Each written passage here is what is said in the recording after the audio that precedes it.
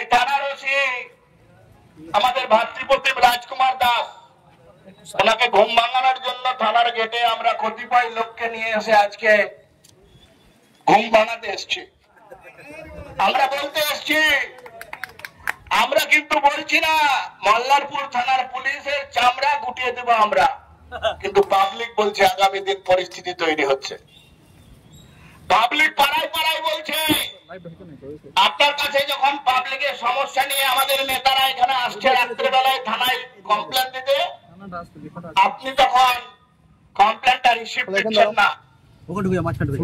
শুনছি নাকি এমএলএ সাহেব আপনাকে মাসোহারা দেয়, তার কথায় আপনি থানা চালান। সত্য মিথ্যা আপনি জানবেন আর এমএলএ সাহেব জানবে। কিন্তু আমি আপনাকে বলতে চাই রাজকুমার বাবু, আপনি অনেক ছোট বয়স, কম আপনার, পুলিশের চাকরিটা আপনাকে 60 বছর পর্যন্ত চালিয়ে যেতে হবে। আর তৃণমূল কিন্তু আর 6 মাস পরে থাকবে না, বিজেপির রাজত্ব থাকবে। অনেক পুলিশ গেল মল্লারপুর থানার মানুষ দেখেছে বিজেপিকে। মল্লারপুর থানার ওসিরা যারা ওসি খেটেছে তাদেরকে জিজ্ঞেস করবেন বিজেপিকে এখানে অবজ্ঞা করলে কি হয়।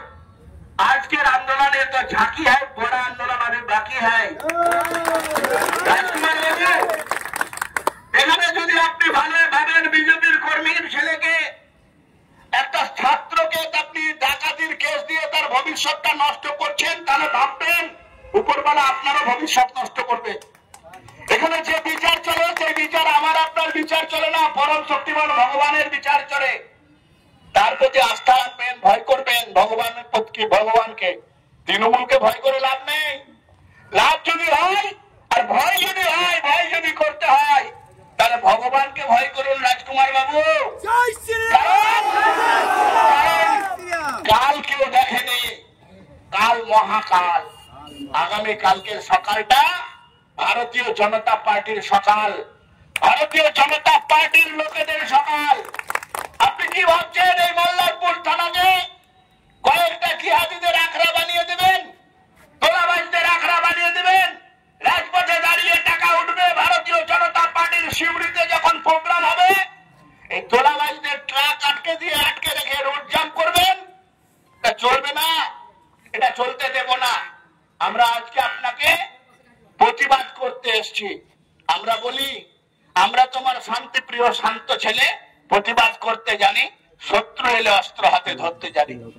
আমরা শ্যামাপ্রসাদ মুখার্জির পার্টি করি, যে শ্যামাপ্রসাদ মুখার্জি বলেছেন অন্যায় হলে অন্যায়ের প্রতিবাদ করো, প্রতিরোধ করো, প্রয়োজনে প্রতিশোধ নাও। মল্লারপুরের বিজেপির কর্মী সমর্থকরা প্রতিশোধ নিতে কোন সময় পিছপা হয়নি।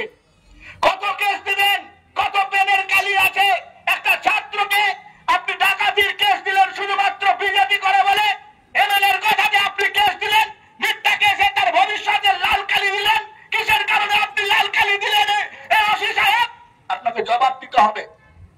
পুলিশের বড় কর্তাদের আপনি মিসগাইড করেন, মিথ্যা আপনি প্রতিবেদন দেন, মিথ্যা রিপোর্ট দেন। আপনি কি ভাবছেন এভাবে চলবে? এ ব্যবস্থা আমরা চলতে দেব না।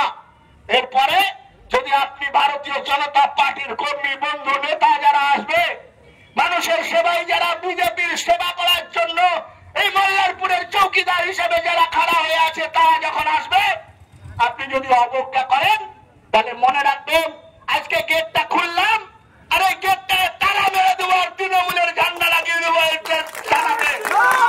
কেউ আটকাতে পারবে না। আপনি যদি ভাবেন আপনি তৃণমূলের পা চেটে আর মমতার চটি চেটে ওসি থাকবেন, ভুল করছেন।